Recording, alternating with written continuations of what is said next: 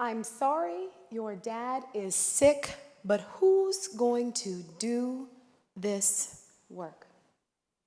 13 words. That's all it took to create a storm in my life that would change everything. And just like a sailboat caught in a current, I got thrown off course by my manager's words because I was unanchored. You see, when we become unanchored at work, we typically have reactions that make us culprits in helping enable bad leadership. And I've been guilty of it. You see, I was in a company that I loved. I spent 10 years there, and I was considered a high performer. I had promotions and accolades to prove it. But after 1 year with this leader, I was crashing out fast, chasing a line of success that just kept moving. And my colleagues and I, we trauma bonded, trying to survive a leader whose cruelty was as predictable as the tide, suffocating us with micromanagement and then vanishing when we needed support. But that day was different. You see, my dad had been sent to the emergency room. My mom called me and told me I needed to get home to Jersey 3 hours away. Our team was lean so that I knew my absence would be inconvenient, as emergencies usually are. So I created a plan and I shared it with my manager and my circumstance. And her response, I'm sorry your dad is sick, but who's going to do this work? And just like that, I was caught in the perfect storm, a family crisis and a career under siege. I didn't know what to do. I'd come later to realize that I was facing a tsunami of epic proportions, and so many of people have faced it themselves, and it capsizes careers worldwide. I had a boss that sucked. Yeah, sucked. I said it. Because we've all had something suck the life out of us. Mosquitoes, ticks, fleas, mother-in-laws. My mother-in-law's actually amazing. And bad bosses. You know you have a bad boss because when you see the email with their name on it or you hear their voice, your body reacts. Your stomach gets tied into knots and your palms get sweaty and you might even get a stress headache. And the only thing you can think is, oh dear God, what now? I've heard it said that when we're unanchored, this is what happens. After 2.5 decades of leading HR and corporate talent management, I now consult CEOs, executives, and HR leaders and entrepreneurs on how to create good cultures. And I found 3 things to be true. We're all in at least one of these groups. You either have or had a boss that sucks. You are the boss that sucks. Or you're one of the few unicorns that's never had a bad boss, but you do know the damage it can do. And those 13 words damaged and disoriented me. And that's what's happening to people worldwide. When we're unanchored at work, we get damaged and disoriented. And the surveys prove it. You see, according to Gallup, 7 out of 10 of us in this room are some kind of disengaged. And 50% of people, they leave companies because of the managers, not the company. And when Forbes asked managers who needs leadership training, nearly 100% of the leaders said that other leaders needed leadership training. Kind of like a bad boyfriend. Girl, it's you, not me. Now, while we're staggered by the numbers, what not usually staggers me is our response to it. Let somebody talk to you about having a bad boss, and you say, okay, so what? We've all had a bad boss. We've been there. Our silent acceptance of bad leadership is a problem. We've subconsciously accepted it and become so good at managing it, we haven't even stopped to think that we are the ones keeping it alive. And I think it's time we change that. According to his book, and this really is the title, Jerry Harvey wrote a book called How Come Every Time I Get Stabbed in the Back, My Fingerprints Are on the Knife? He gears up the idea that our greatest career wounds often have our fingerprints on the weapons. Have you ever been stabbed emotionally at work? Perhaps stabbed by the boss who asks you for your opinion but doesn't really want it? Or by the boss who consistently and incessantly procrastinates that causes you more work at 4:59? Or what about a leader whose toxic positivity creates a culture that makes us all feel like we have to walk around like this? Our culture is a culture of mandatory happiness. When bad bosses happen to us, we typically take to our favorite modes of communication, to complain, to commiserate, or condemn.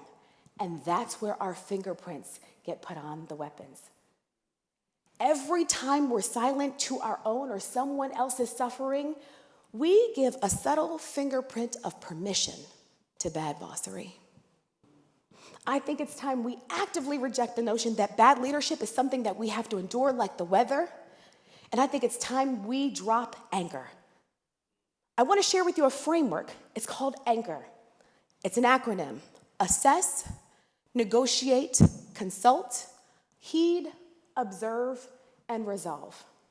I believe this framework is going to help us all move from accomplice to advocate and from complicit to courageous. First, I want you to assess the situation without your emotions because they typically hijack the way you see life. Next, I want you to negotiate your goals, long-term and near-term, personal and professional. The journey of 1,000 miles starts with one step. Plan the step, but remember, the goal is the journey. Next, I want you to heed your triggers. Do you know what pushes your buttons? Author Gabby Bernstein says that we need to know our triggers and plan ways around them and routines to help us not get triggered.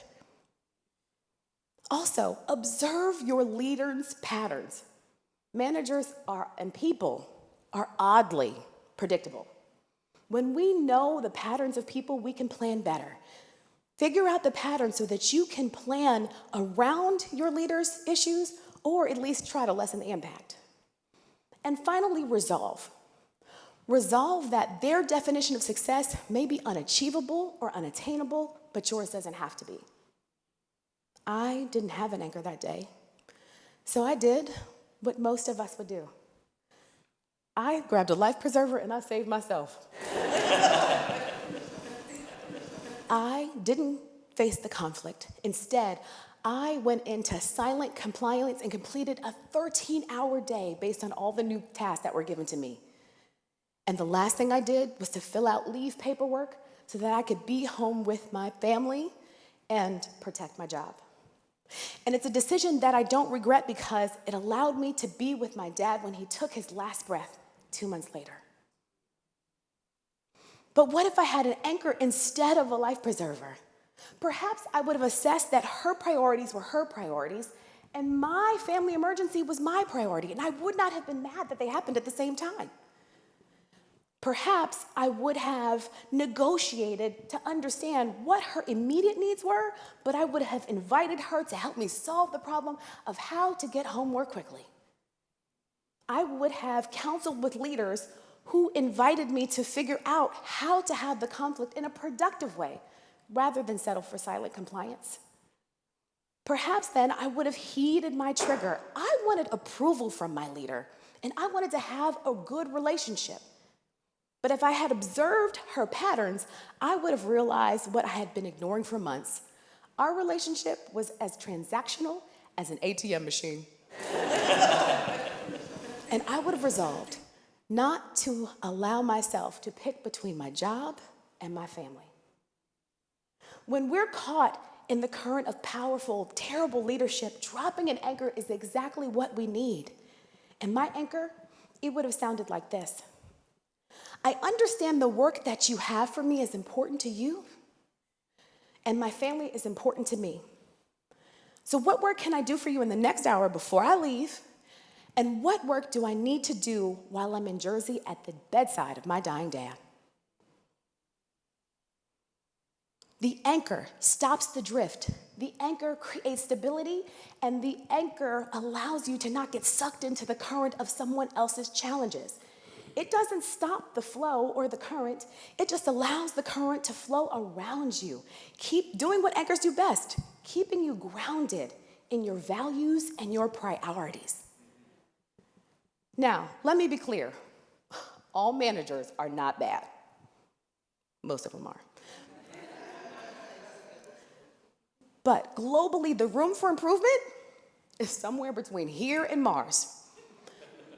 So here's what I want to encourage you. I want to encourage each and every one of us to take accountability, move from accomplice to advocate, move from complicit to courageous, and drop your anchor.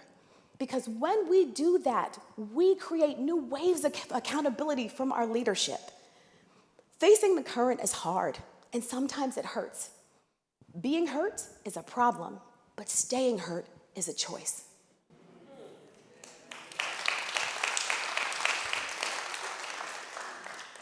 So here's what I'm asking. The next time you get into a bad leadership situation, don't phone a friend, don't call your mama, don't commiserate. Drop your anchor. Say the quiet part out loud. Advocate for your needs, because when we do, we create accountability. And perhaps, just perhaps, dropping our anchors and holding them steady is exactly what we need to change the tide of bad leadership.